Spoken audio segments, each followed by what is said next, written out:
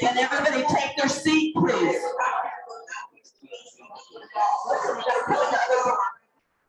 Yep, another door.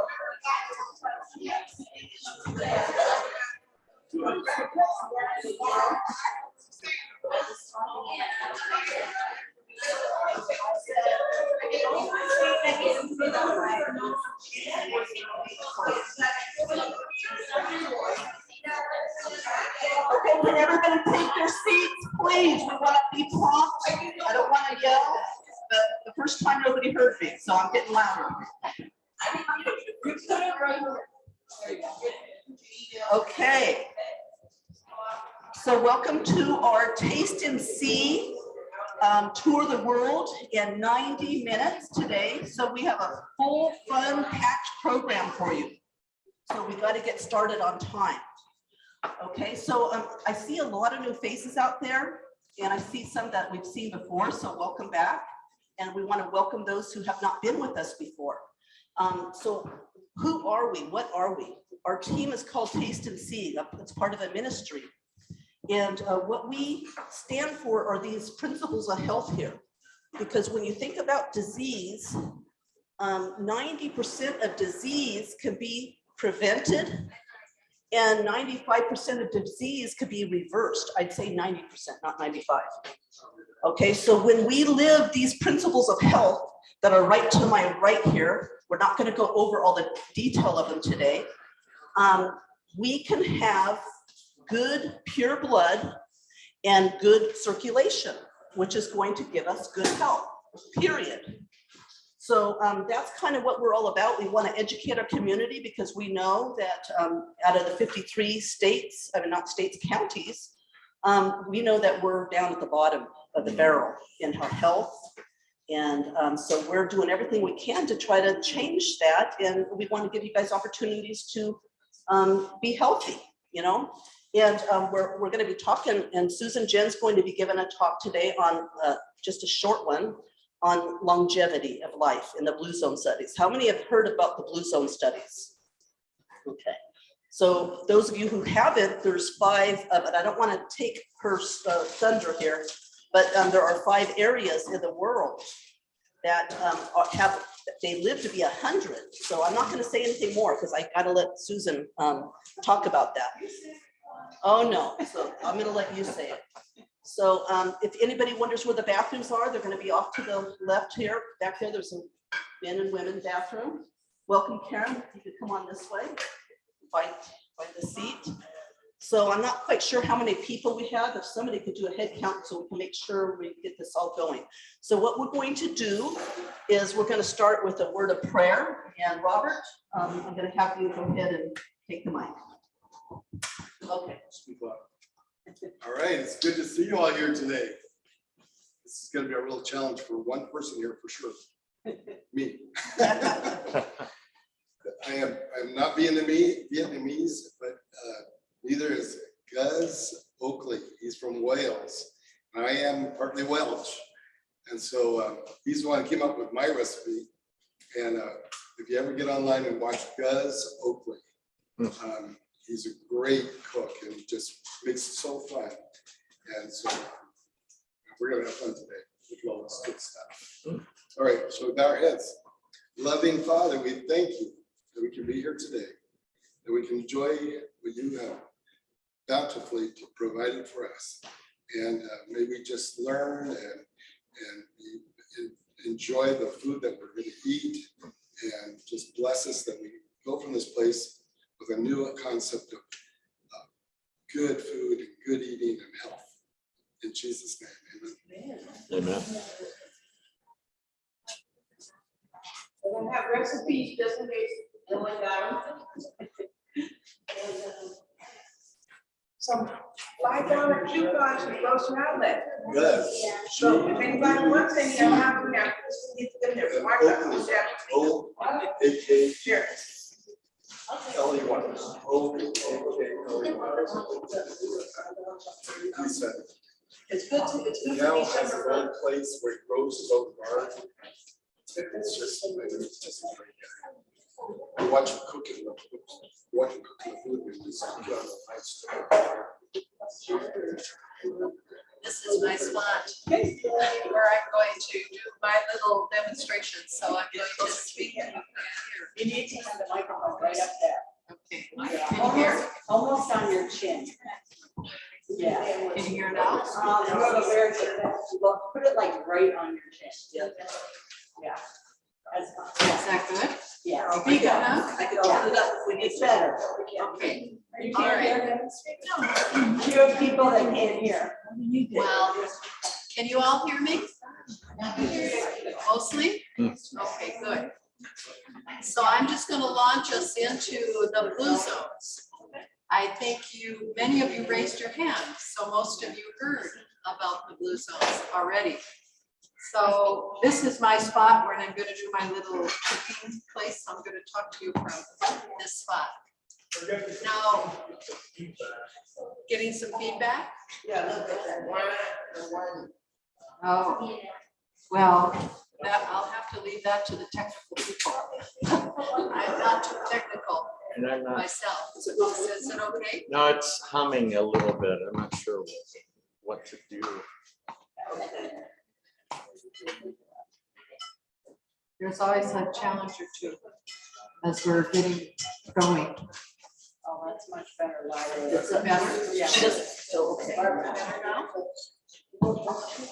I don't know where the humming's coming from.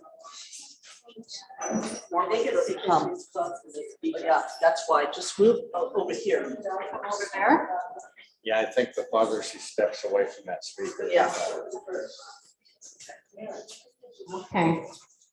So you're clear now. That's better? Better? It sounded like it was maybe better over there. Because it's still, you can't put that mic any closer to your. There's a little spot right here. Yeah, but I do a lot of speaking with Mike, so put it right, so it's almost up against your chin. Yeah, it's on my chin now. Better. Well, we'll get all the bugs worked out right now with me. Okay, so I saw many of you raise your hands in terms of you've heard of the blue zones. Blue zones are 5 places around the globe, as Alicia mentioned, where the people live to be 100 years old with much greater expectancy than the general population. And this research was done by Dan Butten. I don't know if you've ever read his books. He's probably got a handful of books on the blue zones. And he was working with National Geographic at the time when he was doing some of this research. And if you really wanted to get into the blue zones, there's a whole National Geographic special edition just on blue zones. So you could learn everything you'd ever want to know about the blue zones there. I'm just going to go very briefly over these 5 different zones. So one of those zones is Icaria, Greece. Another one of those zones is Sardinia off Italy. Another one is Okinawa, Japan. Another one is the Nicoya Peninsula in Costa Rica. And another one is Loma Linda, California. That's the only one that's in the United States. And so these different areas, these 5 regions, they have different, they all have many centenarians, as they are called, but they have different areas where they kind of really shine. So in Okinawa, for instance, they have the highest number of women who live to be 100. And in Icaria, Greece, they have the lowest number of people who have dementia and very few people who have middle-age mortality. And when you get to Sardinia, they have the highest number of men who live to be 100. And when you get to the Nicoyan Peninsula in Costa Rica, they have the second highest number of men who live to be 100. When you get to Loma Linda, in the Adventist population there, they generally live 10 years longer than the general population. So this is why those 5 areas got put into what's called the blue zones. Now there are what they call the Power 9 contributors to what they, when they were doing the research, to what they found was contributing to these people being able to live 100 years old. And I'm sure that you have probably heard these things. They are all over in the news these days. And if you're really listening on, longevity or anything like that, you'll hear these 9 things mentioned in one way or another. So one of those things is physical activity. That should not surprise anyone. What's interesting about their physical activity is in these 5 regions, it's built in. So we go to gyms and we jog and we do these kinds of things, but in their lifestyle, it's just built in. They walk to see their neighbors. They walk to see their family. They walk to church. They walk to go grocery shopping. They garden and have, their own gardens in many cases. And so they're physically active just as a part of their natural routine. Another thing is what they call plant slant in the Blue Zones language. And that means that they eat very high on plant-based foods. So you probably heard whole food plant-based diet. This is something that you hear frequently in the research in our own country coming from many different angles. Well, they eat a very well-rounded plant-based diet with very little meat. So they eat legumes on a regular basis, whether it be soybeans or whether it be black beans or fava beans or you name it, lentils. They eat a lot of beans. They eat high fruit and vegetable intake, and they eat grains. So those are the things that we're hearing about all the time in different ways that contribute to longevity and being well.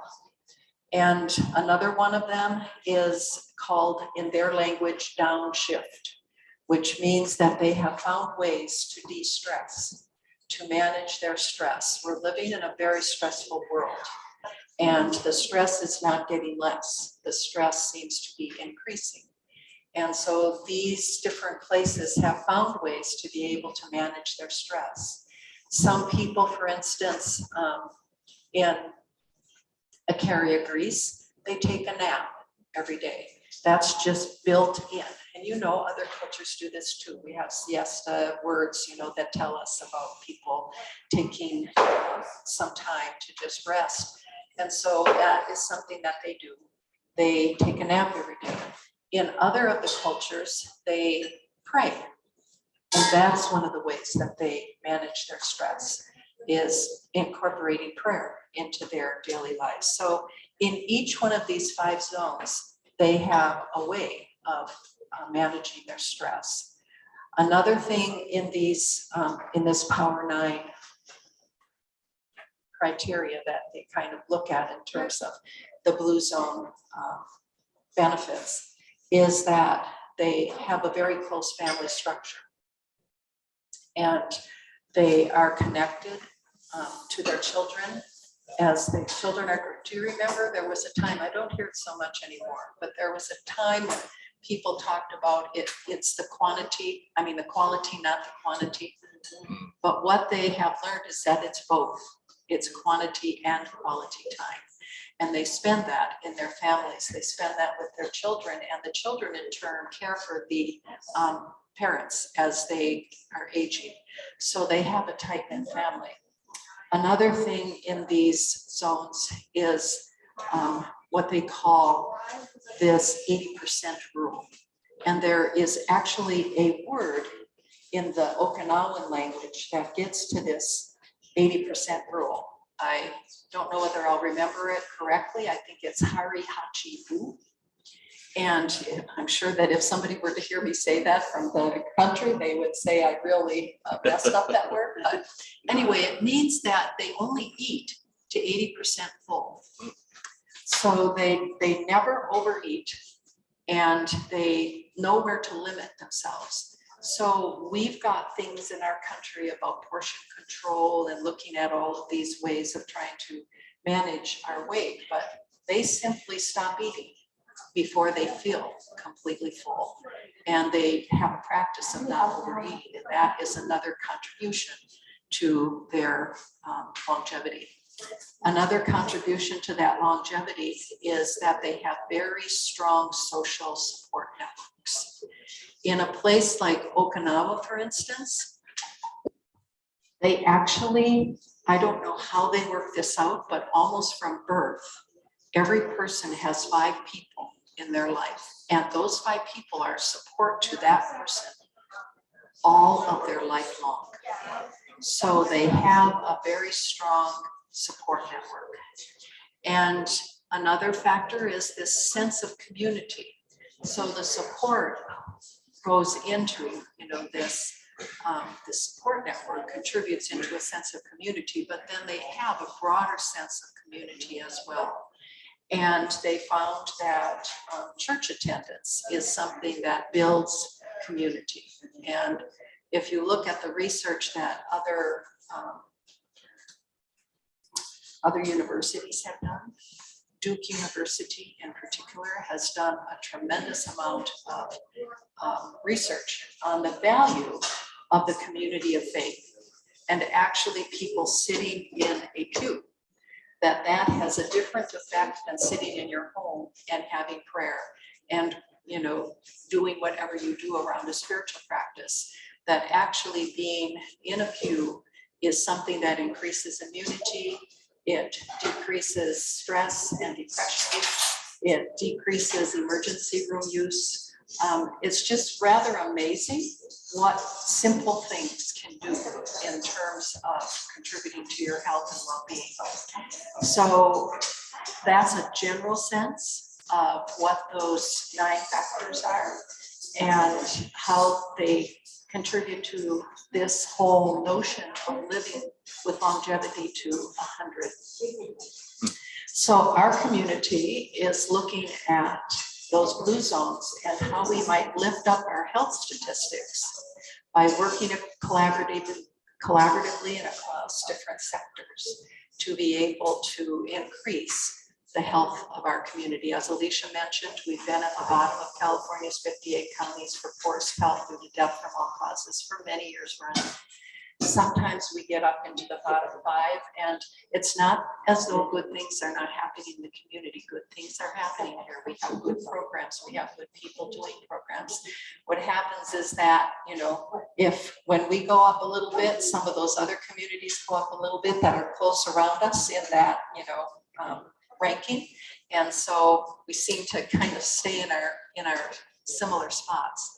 But this Blue Zone organization, and when Dan Buettner did his research, he then developed an organization in which he could go into cities, he could go into counties, he could go places and help them raise up their health status by this Blue Zone approach. So that's kind of blue zones in a nutshell. We had conversations about working with blue zones for probably 7 or 8 years. And then Adventist Healthcare stepped up, and they are the ones that are working with the Blue Zone program and working across organizations to try to help those organizations to get into those Power 9 habits. And so that is kind of where we're at as a community, and you've probably seen things happening around blue zones that are being advertised or promoted through the blue zone. So this cooking demonstration today would be a blue zone activity because it's plant-based and we're working on community. And so it meets some of those criteria for looking at blue zones activities. Now, have you ever heard, I want to close with Genesis chapter 1. Have you ever heard of this planet called the blue planet? Have you ever heard that expression, that this is the small blue planet? It's something that I've heard many times throughout my life. I think astronauts have referred to it that way. When you look in space and when you look at pictures of our planet, what color is it primarily when you're looking at it? It is generally blue. And so I want to just close with some inspiration from scripture. As I said, Genesis, the first chapter, you're probably familiar with it. It lays out an ecosystem. And that ecosystem would certainly qualify as a blue zone. And so I would like you to just listen and see where you can hear some of the blue zone qualities coming through this reading. And again, I realize that not everybody takes scripture literally. Some people take it literally. Some people look at it, more as for story value or those types of things. But nonetheless, you will see that as you unfold the first chapter in Genesis, you'll hear these different attributes coming out. Another one of the 9 factors that was important that I didn't mention was a sense of purpose. The people in these zones had a strong sense of purpose and a reason to get up in the morning, and something that they felt was worthwhile for them to be doing in their lives. And that is also a very important thing for us to have health and well-being. So Genesis, I can hear myself a lot louder that way. In the beginning, God created the heavens and the earth. The earth was without form and void, and darkness was on the face of the earth. And the Spirit of God was hovering over the face of the waters. Then God said, "Let there be light," and there was light. And God saw the light, that it was good. And God divided the light from the darkness. God called the light day, and the darkness he called night. So the evening and the morning were the first day. So what do we have happening here? When you think about how this planet was before life came onto it, it was very vaporous. And you can see that light was the first thing that entered into this planet. Light, as science would tell us, is in everything. And so light is also essential for time. And so you see that the morning and the evening were the first day. So a time system. Yes, evening and morning were the first day. So you see that there was a cycle, a daily cycle being set up in this system, in this design. And then the next thing that happens is we have a firmament. It says, God said, "Let there be a firmament in the midst of the waters, and let it divide the waters from the waters." Again, we're getting this sense of something that's vaporous. Thus God made the firmament and divided the waters which were under the firmament from the waters which were above the firmament, and it was so. And God called the firmament moon. So the evening and the morning were the second day. So now what do we have? We have a blue sky. We have oxygen. We have light. We have those very basic elements in order for us to be able to live well. Now, that's one of the things about this county that has always been an asset, and that is we have clean air. Now, since the fires have been coming in and out, we sometimes get smoke in the air, but we have had the cleanest air in the state for many years running as well. So that is a very big benefit to our health. And then on day 3, it says, "Let the waters under the heavens be gathered together into one place, and let the dry land appear." And it was so. And God called the dry land earth, and the gathering together of the waters he called seas. And God saw that it was good. Then God said, "Let the earth bring forth grass, the herb that yields seed, and the fruit tree that yields fruit according to its kind, whose seed is in itself on the earth." And it was so. And the earth brought forth grass, the herb that yields seed according to its kind, and the tree that yields fruit, whose seed is in itself according to its kind. And God saw that it was good. So the evening and the morning were the third day. So now what is happening here? What has been put on the earth for food?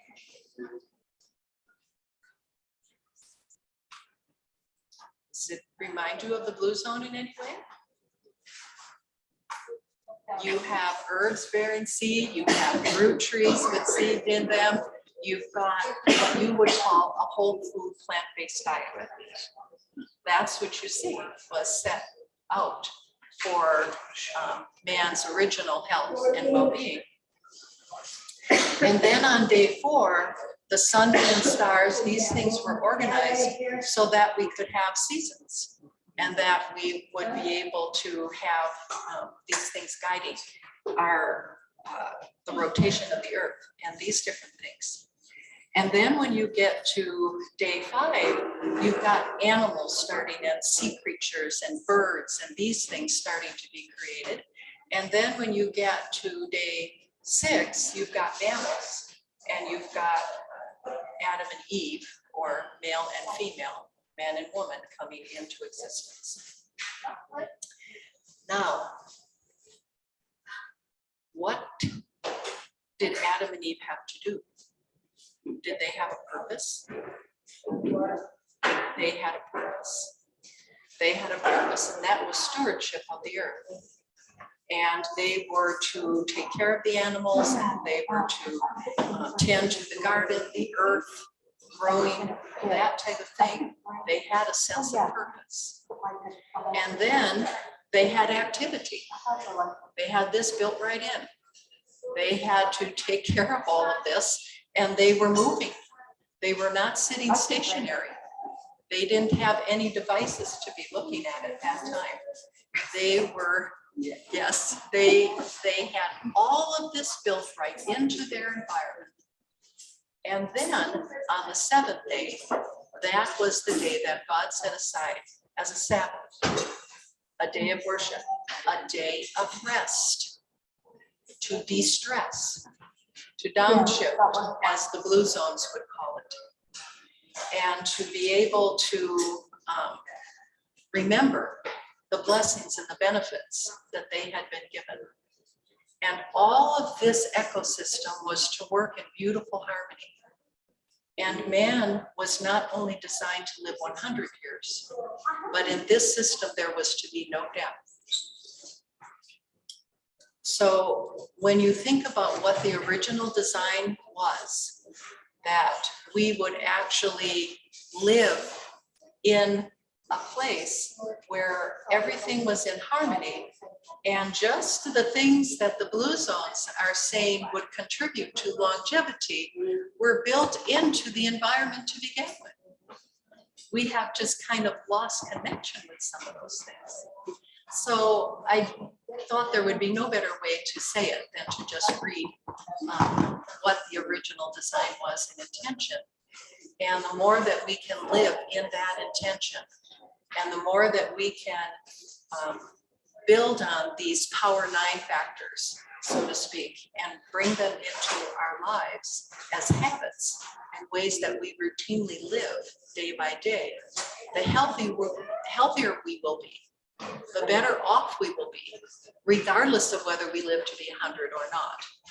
But I hope that you will enjoy our cooking demonstration. Alicia has put a lot of hard work in it, all the people that are working together around this, and that you'll find something in there that'll be tasty, because we've tried to go around the world and find recipes that might be representative of some of these zones and have some different flavors than what you might be, eating day by day. So enjoy. Thank you for being here with us. We appreciate you being with us as we do this, and I hope you enjoy your journey to the Blue Zone.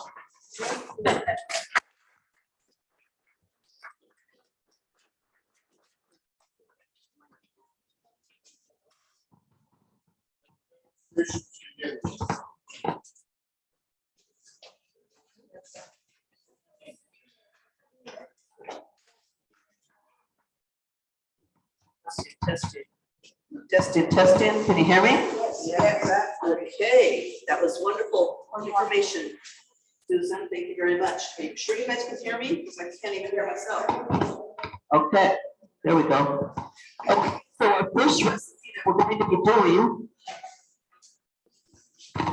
is it's from Acaria, okay? Icaria is one of the blue zones. Does anybody know where Icaria is? Greece, very good. So the first thing we're going to do, we're just going to get right to it, is, this does not go here, this goes to this next one. Okay, we're going to start with some bulgur. You guys could turn to the recipe. It's the first recipe in the packet if you'd like and follow along. So this is actually already prepared, but when you get it, it usually comes, this is called bulgur. Now bulgur is a cracked wheat. It's considered a whole wheat, okay? Because it has the germ and the endosperm and the bran in it. So anyway, the way you prepare this is you just pour hot water over it. And so I had a half a cup. So I put 1 cup of water that's warm or hot over it and let it sit for about 20 and 30 minutes. That's all there is to it. Okay, so we're going to go ahead and just put this in our bowl. Normally, I wouldn't be putting this in. I'd be setting it aside, right? Because it's not ready. The next thing I would get ready is this parsley. Now, parsley is the most nutritionally dense food on this planet. And so in Icaria, they would actually triple this amount. But for our taste buds over here, not for what I like, I used 1 bunch of parsley. And so one of the things about this is you want to chop it up. I use this and chop it up really finely. We're going to chop our ingredients up real finely. Okay, so the next ingredient is going to be, sorry for that static. Okay, can everybody hear me okay? Okay, these tomatoes, these ones aren't fresh, but the ones that you guys are going to be sampling today are from a garden. They're garden fresh tomatoes. So this is going to be 4 cups of diced tomatoes. Okay, and then we're going to go with some, what's next? Green onions, a half cup, finely chopped, and a half a cup of cucumber. That looks more like a full cup. Also, something that I kind of added, because this is the way I like to make my tabbouleh, is olives. And olives have some healthy, they're good for stomach issues. And we're going to go ahead and add about a 1/4 cup of chopped mint, spearmint. And then we're going to need some salt. So about a half a cup, or salt to taste. This is more probably a teaspoon. Did I say a half a cup? Half a teaspoon. Yeah, half a tablespoon. And then this is probably a less favorable ingredient, but it's olive oil, extra virgin olive oil. So you can use as little or as much or none at all, but it does help congeal the ingredients and bring out some flavors. So this is going to be about 3 tablespoons that I have here. 2 or 3. Okay, and then our last but not least is going to be our yes, lemon juice. So you can use as much lemon as you want. Okay, and then we're going to go ahead and stir this up. And if you guys want to go ahead and start serving and getting that out to the people, I'm going to put it inside of this, and we garnish it with a little bit of spearmint or mint. And voila, you have a Icaria tabbouleh. Where's my little mint? Thank you. Okay. Can everybody see that? I can smell it. That's so, okay, so as you guys are starting there, we're gonna go ahead and start getting ready for the next recipe. And I'm sorry for that static. I don't know how to get rid of it. Okay, so I'm gonna turn on this burner. And this one's called chickpea masala. It's on the next page.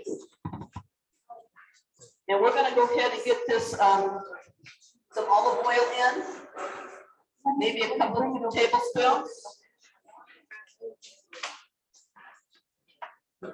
And we're gonna let that get nice and hot. Is it on? There we go. Yes. Okay, and for the sake of time, I'm gonna just keep moving here. And then I'm gonna take some of these seeds, okay? This is called garam masala. Now you can go to Safeway or you can go to some specialty stores and you'll be able to find garam masala. But I went ahead and made my own. So it's fennel seed. I'm gonna put a little bit of that in there. I'm gonna put a little bit of chili, dried red chili, some black mustard seed, some cardamom seed, and some, let's see, I'm missing something. I also put a little cardamom powder in that. So we're gonna just let those flavors marry in there a little bit as it gets warm. Then we're going to add 1 onion. Go ahead and do that for the sake of time. Okay, gonna let that saute in there, probably a couple minutes.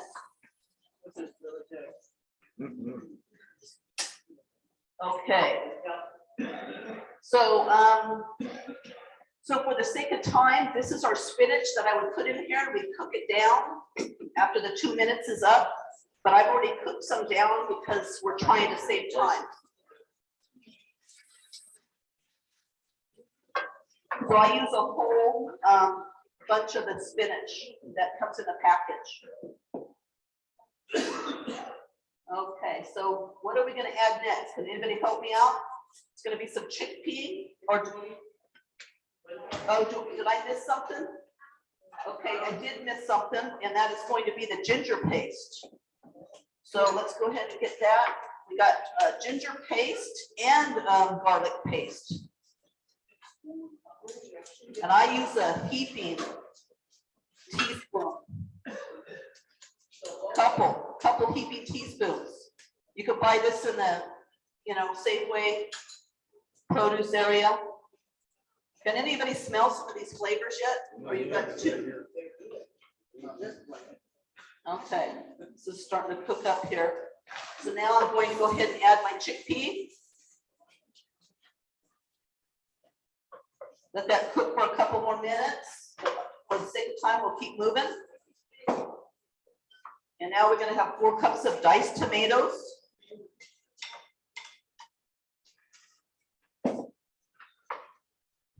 Okay, we're going to get this all mixed up. And add a little more of this in here. Okay, so now one of my favorite things to add are these things. Turmeric, very healthy for you. Cancer fighting properties, all these spices are very, very healthy for you. Then we're gonna put some chili powder and some cumin. And by the way, if any of you are at the last class, you're probably going, why are you doing this one again? I did it at the last class, but I knew there was gonna be new people here. I thought it was a perfect recipe for cultural recipe. It's one of my go-tos. I love this recipe. So now I'm gonna pretend that this spinach is already cooked all the way down. And then it would be time to add this coconut milk. Okay, so we're gonna go ahead and mix that in. Then we're gonna just let it cook probably for another 4 or 5 minutes. And if you guys done with your stuff? Okay, we have Andrew helping us today and Michael, they're our helpers, and they're gonna be able to pick up your bowl, your serving, but try to leave your forks so there's enough to go around for the next. And if you end up throwing it away, we'll find you another one. Okay, so now this is just wonderful over a bed of brown rice. But one of my favorite things is I was hoping I'd have time to make some naan bread because they have vegan naan bread, and it is absolutely a delight. This is an Indian cuisine. Okay? So it's gonna be passed out very shortly here, as soon as I say go. Okay, so let me get our next presenter. Okay. Who's next?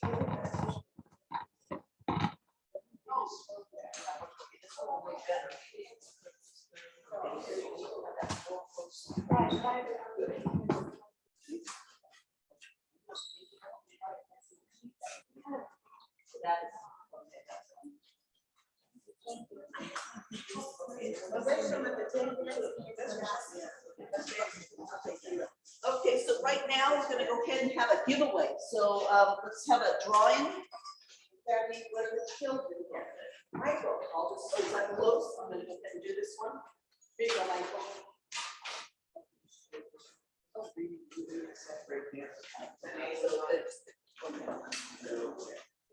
just take a drawing. Close your eyes.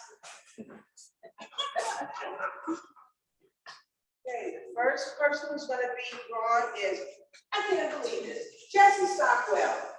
All right, Jesse. So Jesse, Stockwell. this is gonna be for a free bag because of Trader Joe groceries worth $50 to $60. Ooh.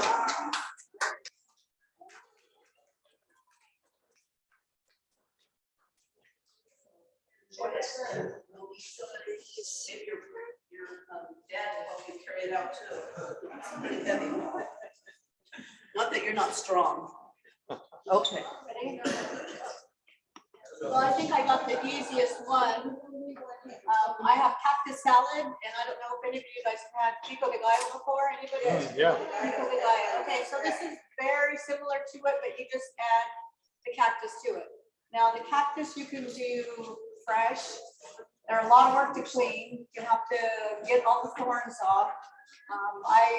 I bought some Artie preserve, which I guess you could call that cheating, but it made it a lot faster to get them.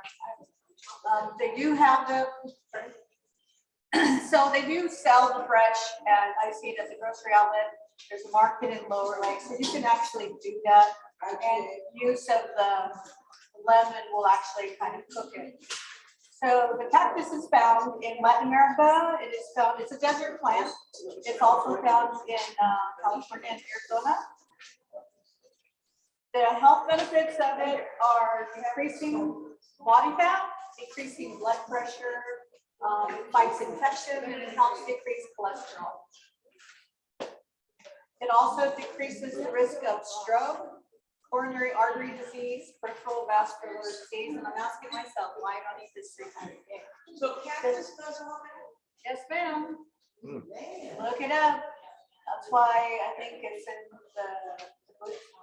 It's so you can have it in different ways. Like I said, you can have it fresh, you can have it canned, or you could have it baked. I remember my mom would peel them, clean them, and then she would put them in foil with onions and garlic, and then it would kind of steam in there, and it's good in all of this. There are trace minerals in each of the things that go into it. The peppers, they have like vitamin C. So does the tomatoes.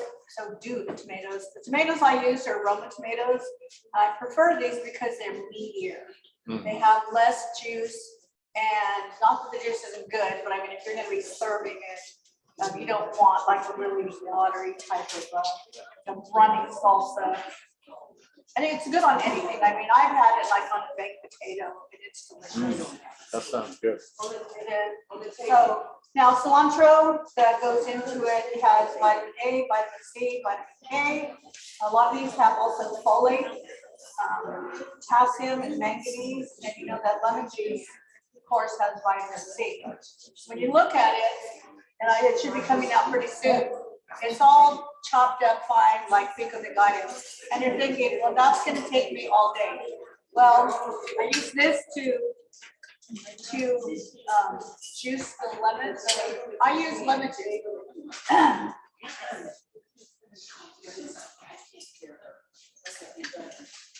So I use this get the lemon juice, you can use any kind of citrus squeeze in. But I use this and it's really fast and it keeps the seeds in there. I got this at a flea market, at the thrift store. If you look when it comes out, all the pieces are very symmetrical. You can actually chop them up with a knife if you want, but this will save you a lot of time. And I got this at a thrift store. And then you can do your tomatoes, peppers, everything. I did seed the peppers and I used a different kind, 3 different kinds. A friend of mine from Lakeport Church gave me a lot of peppers, but to be kind to you guys, I took the seeds and the veins out, so it should be okay. Might have just a little bit of heat, but forgive me. I also used this one, which I got recently.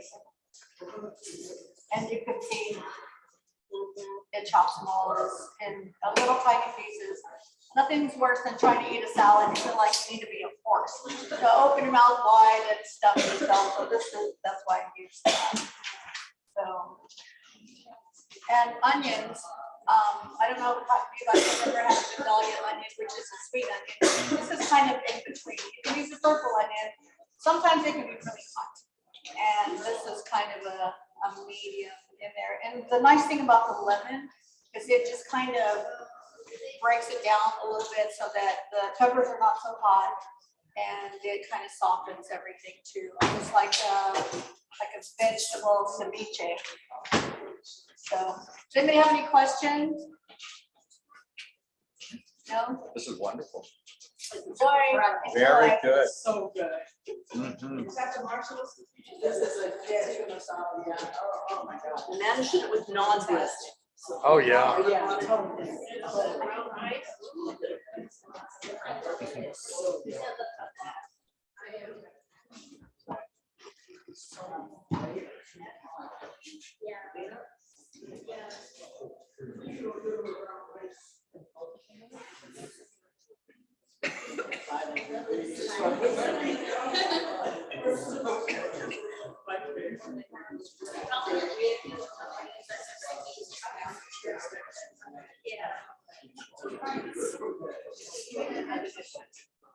It's time for another giveaway. Let's do another drawing. Edna, you want to pull a name out of the? What's your hand?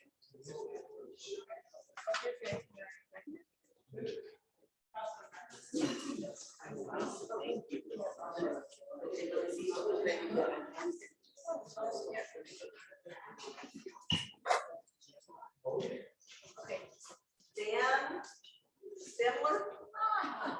All right, okay. Yeah. So Dan, why don't you come up and I'm gonna give you a choice between some cookbooks.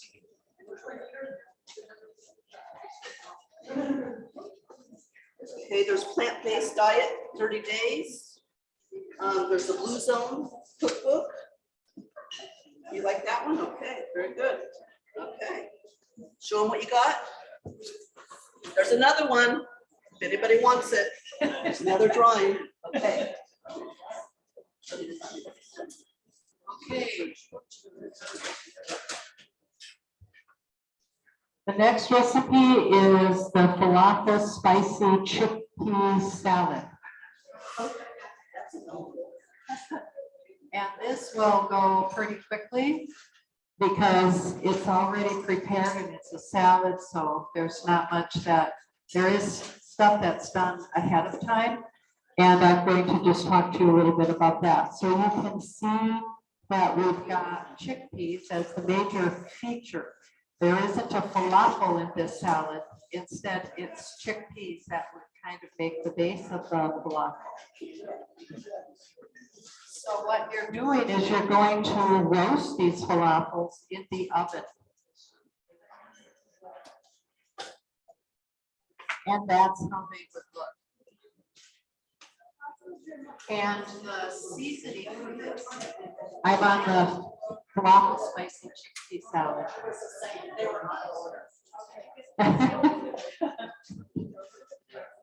So the seasonings that went on the chickpeas, and you can just take your garbanzo beans from a can I use this brand. They're selling that at the grocery outlet these days. This is kidney, but I had garbanzo beans in this brand. Okay. And you take the seasonings, the cumin, the black pepper, the turmeric, the ginger, the garlic powder, a pinch of salt. That's very subjective. But you take those ingredients and you mix them together, and it comes out kind of like sugar sand. And then you put it, in other words, the olive oil doesn't make it sticky, or it makes the consistency kind of like sand. Oh, okay. Come along. So it makes a texture like sugar sand, and you put that in a bowl and you put your chickpeas in there and you kind of shake it up and make sure that all the chickpeas get covered. And then you put that into the oven. And the recipe says that you would put it in the oven 20 minutes at 425 degrees. But I found that I had to have it in the oven probably twice that long in order for it. And that might have been because my chickpeas were not all completely, separated from each other. Some of them were stacked. I put them on my biggest tray, but my biggest tray didn't hold them all so that they were all nicely separated. And then another thing that goes into this salad is Brussels sprouts and purple cauliflower, but the purple cauliflower makes it look pretty. But you could probably use regular cauliflower if you can find purple cauliflower, and yellow peppers and red cabbage and pumpkin seeds. And you put that kind of on a bed of lettuce like you would typically have. And you also put all of those vegetables, the Brussels sprouts and the cauliflower and the pepper, the yellow pepper, you put that in the oven. Like you would if you were going to be braising any kind of vegetable. And so that I put them in at the same time. I put the chickpeas on the top rack and I put the vegetables beneath that. And they all came out at about the same time. And I think you could, arrange it according to how firm or how soft you like your vegetables to be, leaving them in the oven that way. But something this recipe does not say is that what you're going to put on those vegetables when you put them in the oven. So I just put olive oil and salt. You do not put the same mixture that you put on the garbanzo beans. I suppose you could if you wanted to. It doesn't say that in the recipe though. So if you're using this recipe, you could try that and see how you like it. Like I said, just put a little olive oil and salt like I usually do if I'm putting asparagus or something in there for that reason. And then you have this beautiful sauce. It's a gorgeous color.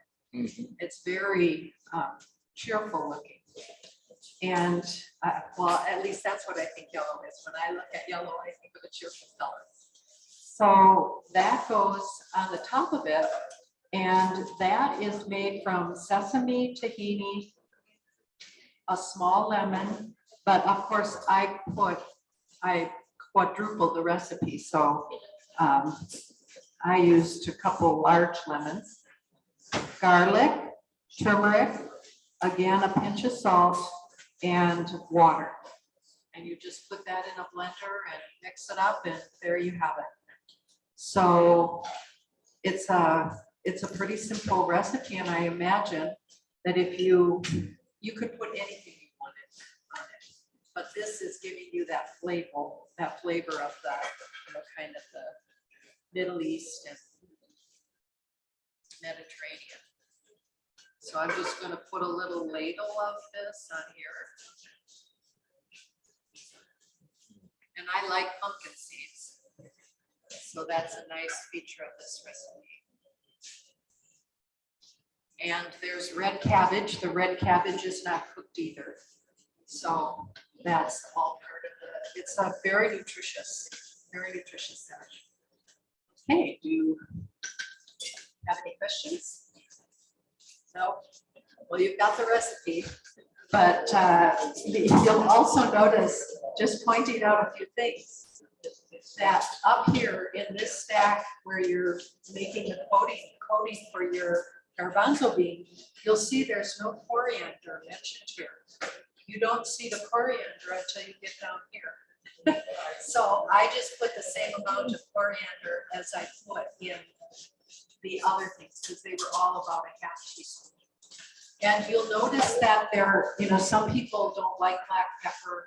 They would prefer to use red pepper or cayenne pepper. That probably would be just fine in terms of flavor.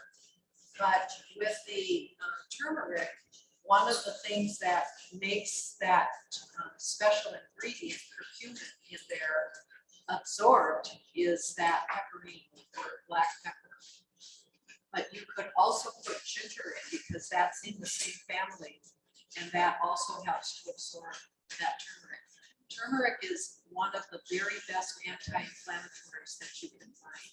You probably read about it all over the place. So this little salad is rich in anti-inflammatory, antioxidants. Okay, so I think that does it for me.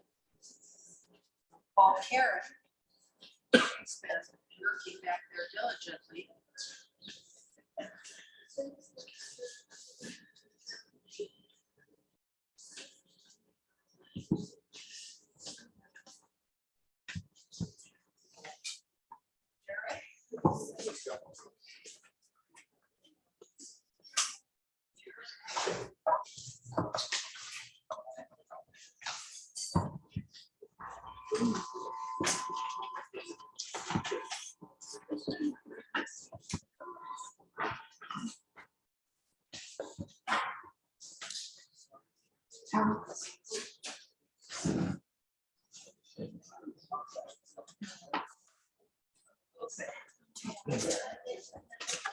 Good afternoon. So we're glad that you all came. I have recipes from Japan. So we're going to make red miso soup with spinach and tofu. And we're going to make seaweed sticky rice balls. So we're going to start with the soup. And this soup calls for kelp. This sometimes is difficult to find. I found it in St. Helena at the Sunshine Market. I was very impressed with it. It comes dried. It looks like the stuff that you see on the beach. And you can get it from the beach if you want to, but it has to be still floating in the water. Otherwise, it belongs to whoever beach you're on. So this recipe calls for a piece, and it's called dashi konbu. And you want a piece that is 4 inches by 6 inches. So you just break it off, whatever you need. Then you're going to run it in the water, and then you're going to stick it in your pan and cook it with 4 cups of water. So I have 4 cups of water, but that's just the beginning. And you have porcini mushrooms. I've never heard of them before. They're a specialty item. The Safeway in St. Helena have them. They're dried, and the recipe calls for dried porcini mushrooms.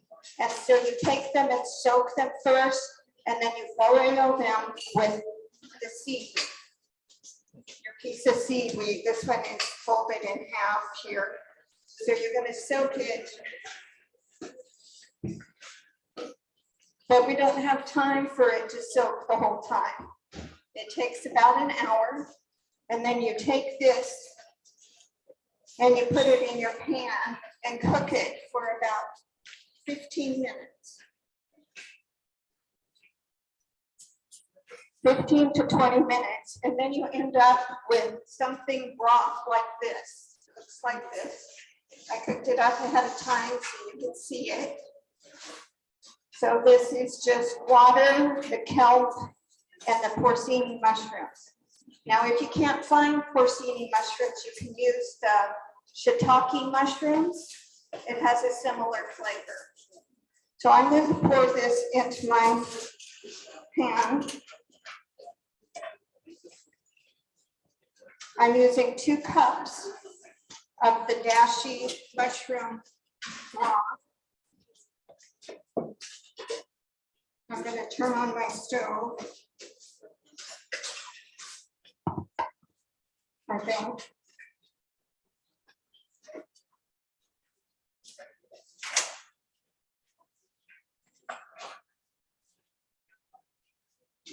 Well, maybe not. Okay, then we're going to use the miso. Miso, it's a paste. You can buy it in the refrigerated section of the grocery stores. Most people have it. And so it uses 2 tablespoons.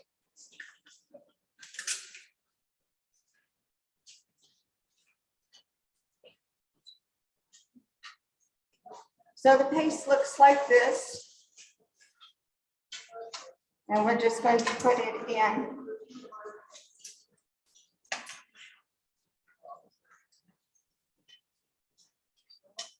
And you want to put your miso in first and help it to dissolve. So 2 tablespoons.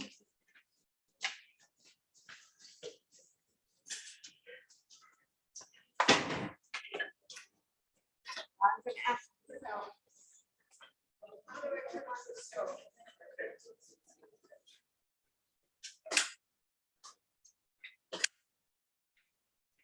Stoves.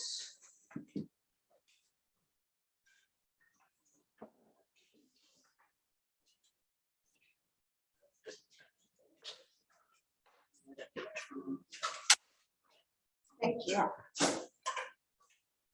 The other one is stir in the miso first. Otherwise it can clump and then you're not going to have what you need.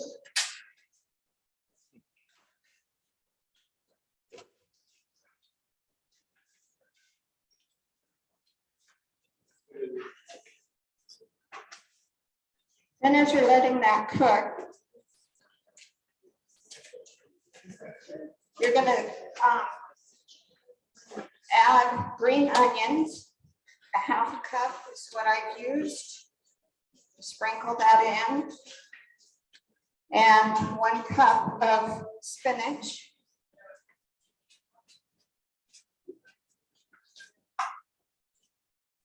And then you're going to add your tofu. I've cut mine in little tiny pieces. That way it fits on your spoon easier.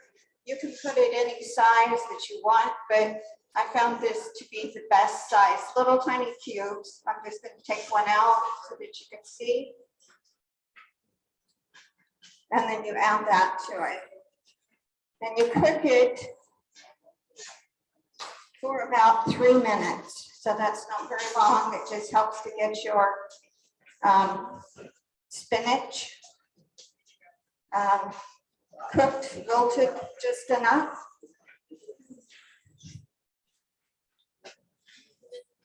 And then you have your soup.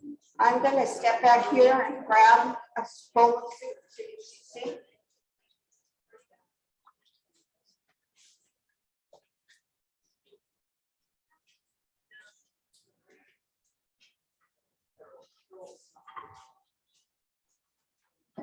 So I'll try to tip this up so that you can see what it looks like.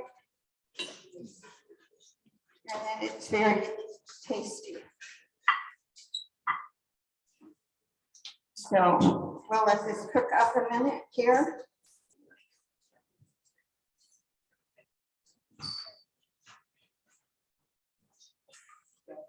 And you're going to get to taste it.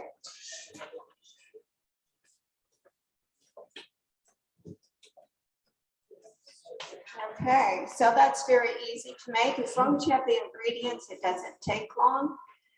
It's finding the ingredients sometimes is more difficult. So you can also use a different kind of seaweed if you want to. This is the kind that you make sushi with. And you'll just use probably twice as much because it's not as dense as the kelp is. So if you don't want to go find a specialty store to find the kelp, or you don't want to pick it up out of the ocean, then you're going to want to get some of this sushi. And I would put 2 sheets of this in instead of just the 1 sheet. Okay. Looks like this is done.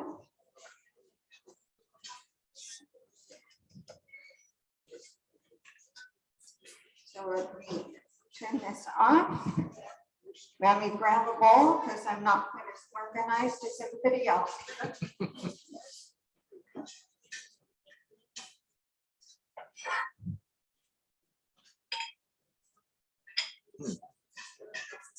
It does look good.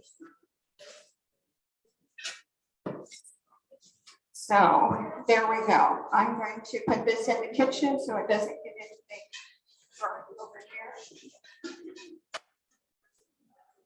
Smells good.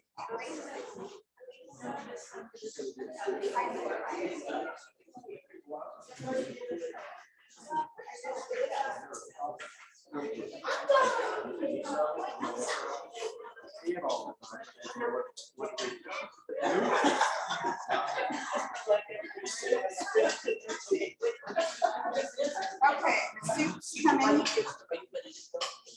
Yes, pretty much.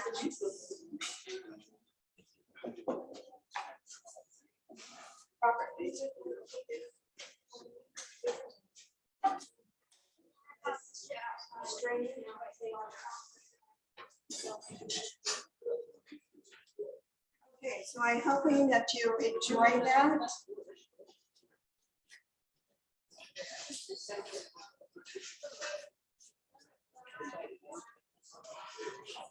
Yeah.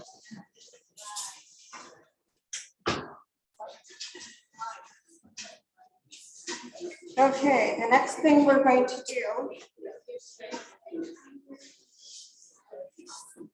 is we're going to make the rice balls. I have a dish up here with them on. Depends on how much soy sauce you put in, depends on how much or what the color is going to turn out like. You cook up sushi rice or short grain white rice for this. You want the short grain because it's stickier and it holds together better. So when you're making this, that's what you would want to use. Okay, so it calls for, and the recipe wasn't very specific on this. But what I did was made 2 cups of rice, or I made 1 cup of dry rice mixed with 1 cup of water. You cook it like you normally do, add a little bit of salt in there until it's done. You can use a rice cooker, you can use the Instapot, whatever works best for you. And then I added some, you have to cook up some slivered carrots. So what I did, what was the easiest for me, was to get the baby carrots in the store and cut them and sliver them so that it's just faster that way. You can even use your food processor if you have one, but I don't. So I cut up the onions. So then you saute them. And you can either saute them in a little bit of olive oil, or you can saute them in a little bit of water. If you're looking to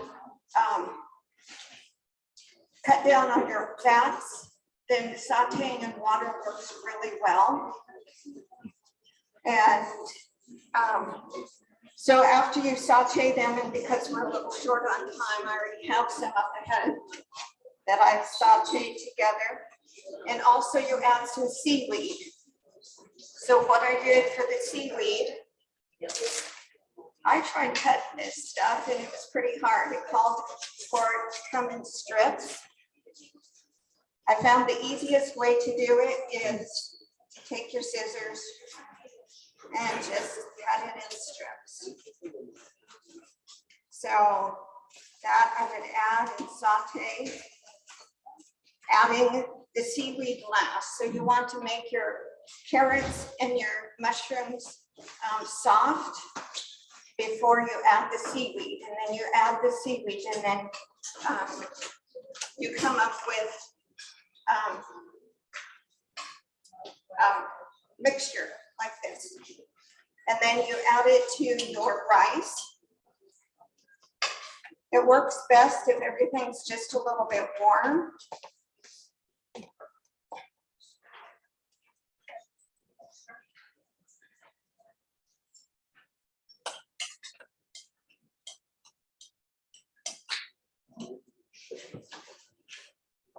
And you add a little bit of soy sauce or Bragg's aminos. I have a gluten intolerance myself, so Bragg's is what I get because it's soy sauce. Other stuff that you buy in the store mostly has wheat and soy in it. So if you're allergic to wheat, make sure you look at the labels of soy sauce, because I didn't for a long time. I couldn't figure out why I wasn't feeling good. And then I looked at the label and I thought, why would they put wheat in soy sauce, right? Right. So this calls for 2 tablespoons.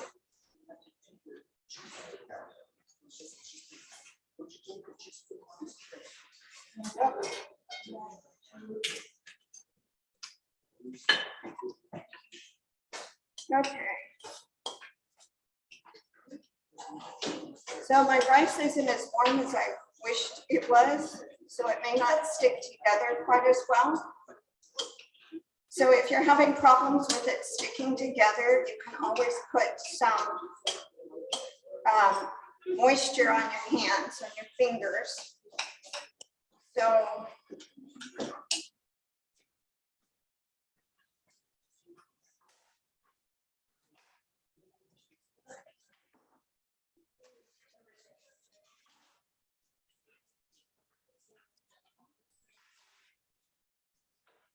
okay, so you take some, get the palm of your hand wet or damp, and get your mixture, and then squeeze it together to make it stick together well.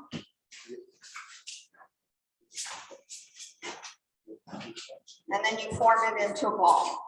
And then it's done. Like I said, this one's not sticking together quite as well as I hoped, but there you go. So we have samples of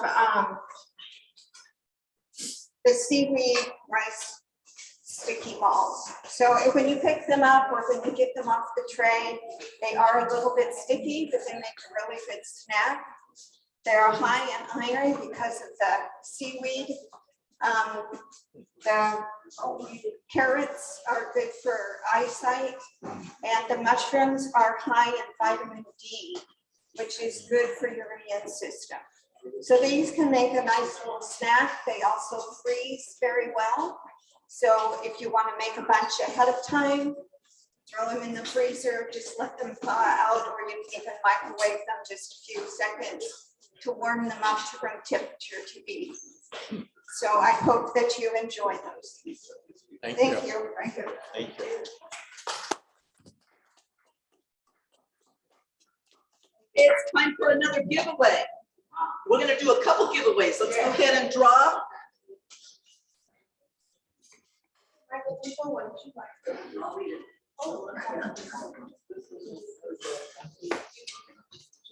Eric? Well, no. Okay, Eric. So Eric, you're gonna get a choice. You want some Blue Zone swag? So you get a cup. This is from the Blue Zone. We had Jamie Gill here, who I believe earlier. She represents the Blue Zone project in Lake County.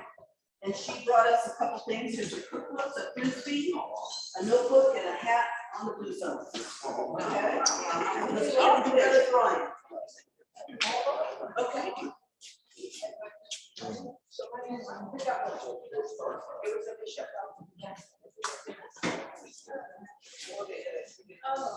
Val. All right. Okay, Val. We're gonna give you, what a big one. No. This other bag. Okay, it's heavy. You're gonna need a man to help you carry it out. Okay. So enjoy. I'll come over for dinner tomorrow night. There you go. Okay, one more. Blessing everybody. Okay, we've got Rummy. What is this? Is that you? Okay. So come on up and let's see if you could pick a couple things. You have a choice between these beautiful. Oh, those are gorgeous. They're beautiful. I want them, but. Okay. But you can have them. And you have these cookbooks. You got a Blue Zone cookbook. So you pick what you like. There's this one, give us something better cookbook. This one's African till we eat again. Preventing diabetes and heart disease. And here's a plant-based diet in 30 days. So you pick it. Okay, very good. Okay, so enjoy. I get to keep my spoons. All right, for at least a little while longer. Okay, let's see if we're ready yet.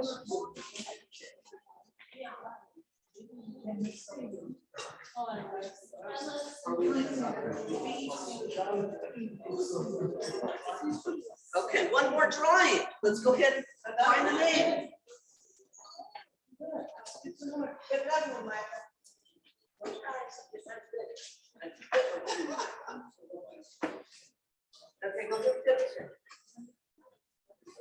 Okay, let's see. Larry. Do we have a Larry? All right, Larry, come on up. So let's see if these spoons are gonna last a little longer. So we got plant-based diet in 30 days. That's a cool one. My first vegan cookbook, it's for kids. This one's a really good one, give them something better. Or there's Till We Eat Again, and that's more of a African type cookbook. This one is they're all plant-based, and this one's a good one. Okay, okay. No spoons? One or the other? One or the other. These are cool. The other two. Okay. I gotta keep my spoons a little bit longer.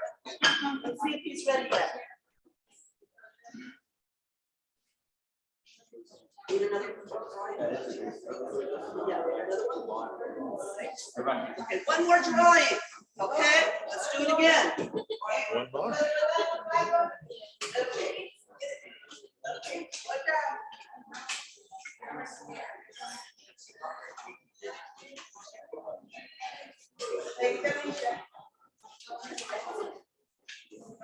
Okay, let's read it.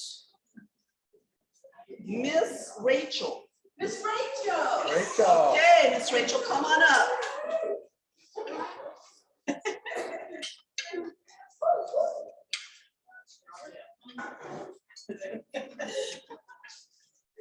I think she's gonna take these. Me too. I think so. Miss Rachel, you have some choices here between these that are beautiful, or here's a good one, plant-based diet in 30 days. We also have one that's called Prevent and Reverse Heart Disease, or these spoons. You get to hold on to a little longer. Okay, nobody likes this as much as I do. Okay, how do you do it? One more? Okay, one more drawing, and then we're gonna be ready. And one more drawing. Okay.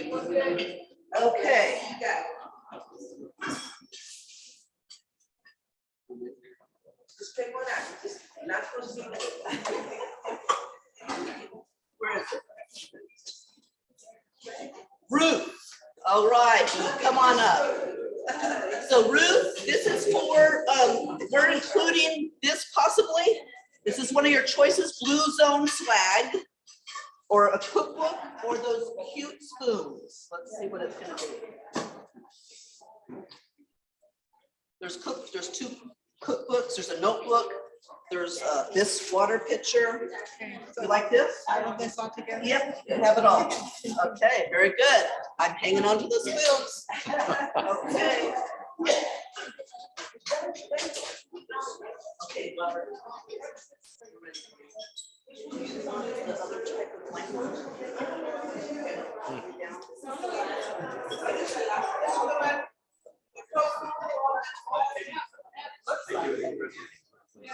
Yeah.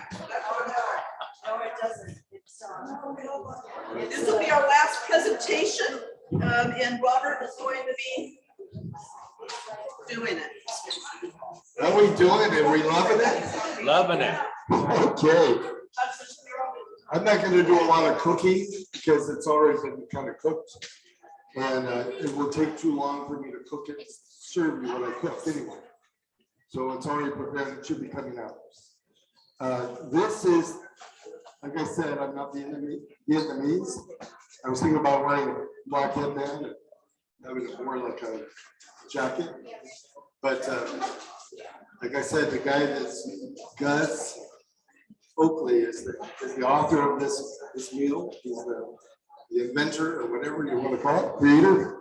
And so this is meatballs, and it's going to be over rice noodles with some garnishes. We start off with tofu. Now you want to use the extra firm if you can get it. Firm is okay. Extra firm is better. Take the tofu and squeeze the water out if you can't get the water out of it. Just use a paper towel or something to kind of get the moisture out of it. And you should end up with some nice tofu. Now you can use your potato masher if you don't want to put your hands in there, but it's kind of fun to put your hands in there. And if you get online and watch Gus Oakley, he likes to get his hands in it. He loves kale. He's got a recipe for massage kale. Anyway, so we start off with this. And the nice thing about his recipes are he kind of leaves it up to you as to how much you're going to put in there. There's no tablespoons except for the chili paste. It says 1 tablespoon. That might be important because it might be hot stuff, you know. So chili paste. And I found this at our local IGA, and it's where are my spoons? Well, let me get the spoon real quick. I'll use one of these. And we're going to put some chili paste in here. Okay. And then we have some chopped cilantro, but we also have in the recipe, we have some, well, you know, if you watch his video, it's not on the ingredients, but he says put as much green stuff in your garden as you can. He has his own garden in Wales, and he just goes out there and picks stuff and puts it all in there, chops up. And so I've got some cilantro, and I have some basil. And it would have been nice to have a little mint in here, and actually there is some mint in the ones you're going to be eating. So we're going to just dump all of that right in there. And then we have this stuff that's called, who knows what lemongrass is? Ever seen the lemongrass paste? You know, I thought, where am I going to get this stuff?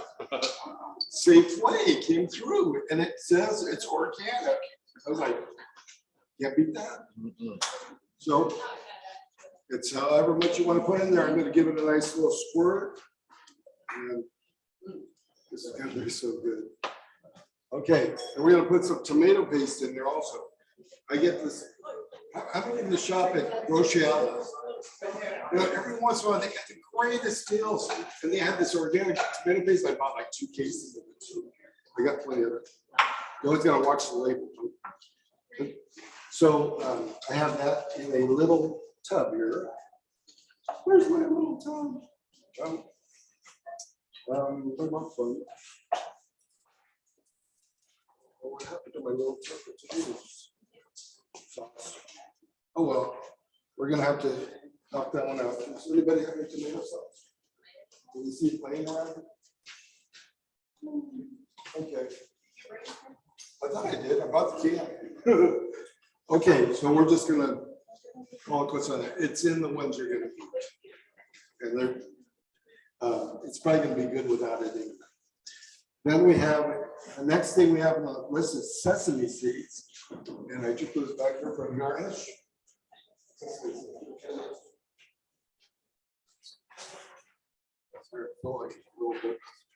Out of order here. Sesame seeds, they're just the greatest for you. You know, a lot of these things have antioxidants. They have antibacterial properties, good for helping to get from getting cancer. I mean, basil is one of the best things you can eat.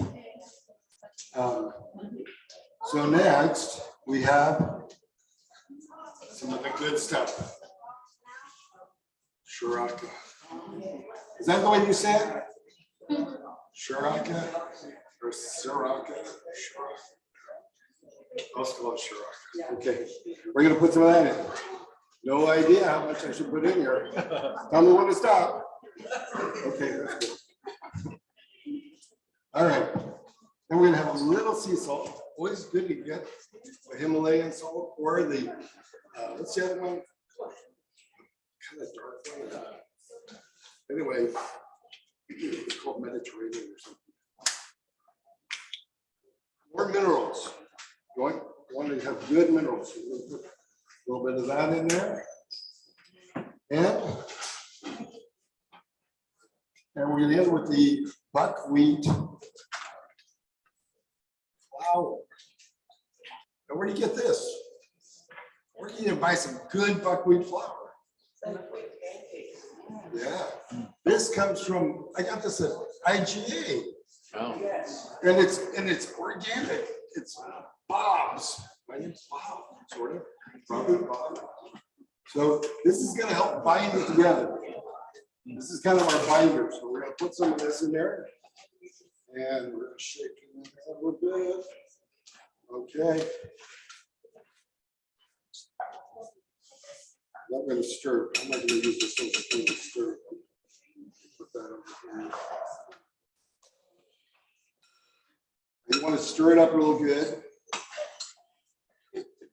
And you want it to kind of be a texture to where you can make meatballs out of it. And that's what the buckwheat is good for binding. And the tomato sauce probably would have helped. I don't know where that went. Must be here somewhere. Should I put more Sriracha in there? Okay. So what you do with this, you're gonna get a nice stirred up, and then you're gonna make your meatballs. And maybe you made meatballs before. You know, you can make them with your bare hands. You can make them if you don't like to touch stuff. Get a spoon, kind of form them. But it's kind of nice to make them with your hands. Just make some nice meatballs, compact them pretty good. You don't want them falling apart. And then I used an iron skillet. He recommended, it was kind of funny because he said a non-stick skillet, but it looked like he was using an iron skillet. My wife said he's using an iron skillet. So I used an iron skillet. And then I used a non-stick skillet for some of them. And it didn't seem to work as well. And it's not as good for you. Yeah, there we go. Yeah, you don't want a non-stick. So So what you do is you're gonna put them in the oil and you're gonna simmer them in there, get them nice and brown. But then you're gonna actually bake them also. It's a double cooking thing. You're gonna saute them in a little bit of olive oil, get some good olive oil. Get that in grocery outlet too. Great deals on all oils there. Coconut oil and all the, what's another good oil? Avocado oil, right? Avocado. Yeah. And then they have a blend over there for soup. So when you're done, after you bake them, you're gonna end up with, you can make them bigger. I didn't know how many it was gonna make, and then I counted on his plate in the video, and I went, oh, he's only got 16 on there. So I had to make a little small. So you're gonna end up with these, and they're gonna be bringing around, maybe they already did. You're going to have a sauce on top of them also. Now the sauce is a Shiraka sauce. It's made out of the Shiraka sauce. It's made out of some soy sauce. Good old organic soy sauce. You can put some garlic in there. It said minced garlic. Where do you get minced garlic? You can, they're in tiny little things, and they're in the produce place at most So is stores, it and they're kind of over fresh? by it's crushed. Okay. And it's over like where the cilantro and that, and it's in a little jar. So I was okay doing what I did, I think, because I just took the garlic, whatever the garlic is around here. I just took some garlic cloves, and chopped them up really fine. And you got one of those garlic presses.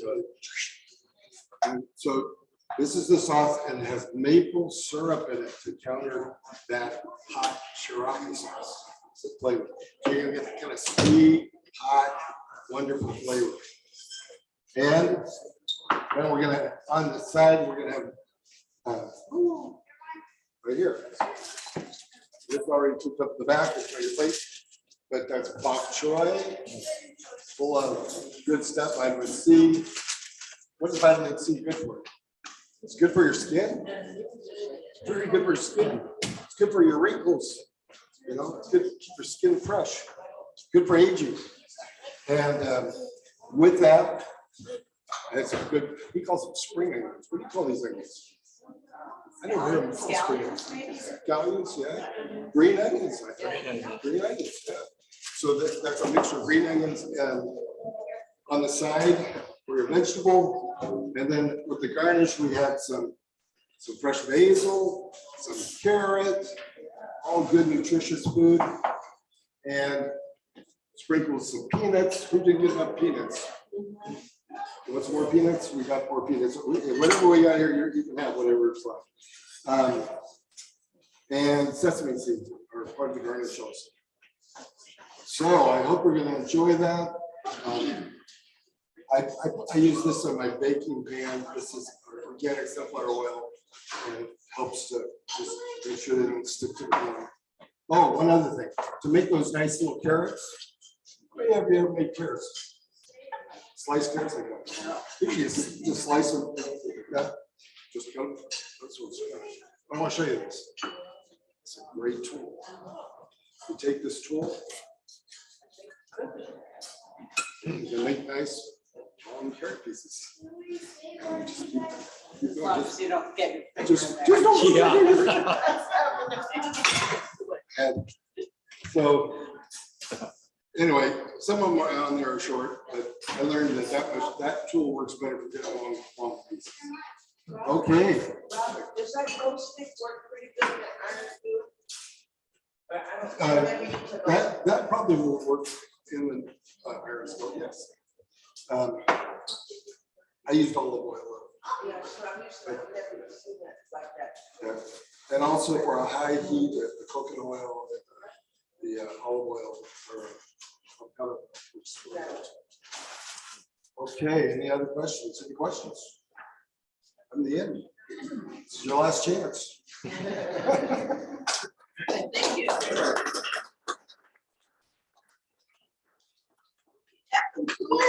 It's just one more- Oh, I'm sorry, one more thing. Oh, yeah, just the noodles, these noodles.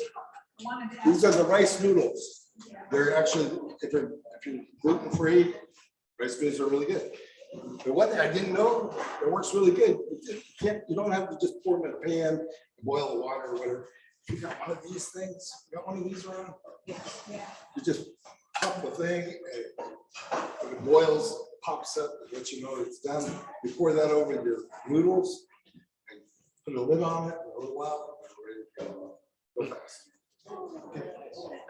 Anyway, gotta get one of those, like really cheap. Yeah, so that concludes our program. Are you done now, Robert? Yes, I'm sorry. We just about made 90 minutes, a little over, so apologize for the 7 minutes or so. So we're done. I want to talk to you about our next class that we're going to be having. It's going to be October 2.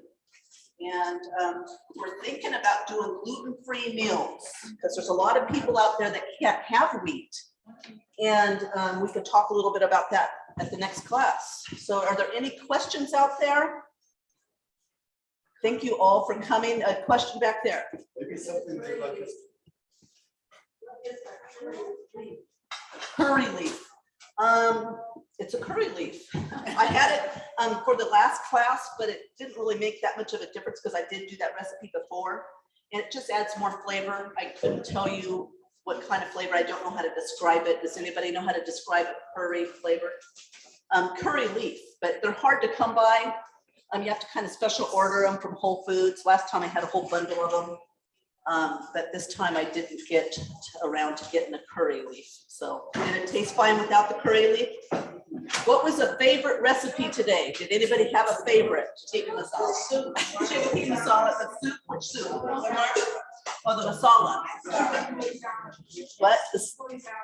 Oh, you like the tomato salad? Okay, very good. Yes, oh, one more announcement from Susan.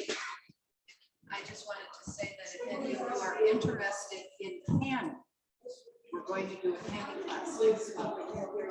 Canning class next month, if you're interested in September. It'll be the second Sunday. Canning. Canning. Yeah, or like tomatoes and different things like that. We're living in a time where we might have to be doing that kind of stuff, so we're just trying to be prepared. Thank you for coming. Thank you all. You can hang around all you want. Another question?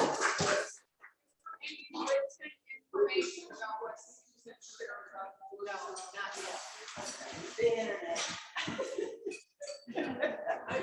Okay, Edna? I noticed, like, at home, I grow tomatoes, little bitty tomatoes, and I don't ever have problems with insects or anything, and they grow out so nice and healthy. Why do they find that when they do mass growing of vegetables, that they gotta spray them with so much stuff? I don't understand how, if you have a large amount, they always spray them with pesticides and all this stuff. When I grow them at home in my yard, I don't have problems with the bugs. That's a class of its own, Edna. Yeah. Organic, we want to eat organic as much as possible. Well, probably it is because it's such a huge enterprise in terms of how much they're growing, and they would be drawing pests and different things to see all of this in their garden. I sometimes have pests in my garden, but not too many, not that I have to worry about it much. Two more questions? No, okay, Barbara. What is Japanese white rice? It's stickier. So I don't know. You'd have to go to the store. I don't know the difference. So there's cow rose rice, which is more of a sticky rice, but Japanese, that would be a good question for Karen, because she did that recipe.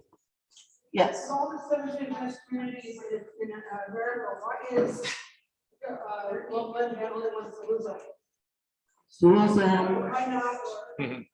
Yeah, why not? I don't know. It's got a lot of population of Adventists there, But like England or other. but it's not as big. It's the biggest university that we have. It's the biggest area probably of Adventists. We have the Memorial Hospital down there. And it's probably because of the population. Can you see? She had it. Oh, there it is. What's the difference? It's Chef, Karen, It's stickier. But she also said jasmine rice, which you can find very easily most anywhere. Yeah. It has to be short grain. It needs to be short grain, like a cow roach. You can buy that at, but you want to buy organic if you can. Okay, now any other questions? Okay, yes. I was writing on the mushroom law. What do you do with mushrooms? There's another question for you, Karen. You can either put it into a different recipe or just dispose of them, but that's what, it just calls for rehydrated mushrooms, and then you boil them for 15 minutes, and then whatever you want to do with them afterwards, that's up to you. Yeah, we're really not experts in some of these other zones, European zones, but we tried to do the best we could. You guys are all dismissed. You can hang out all day. But thank you for coming.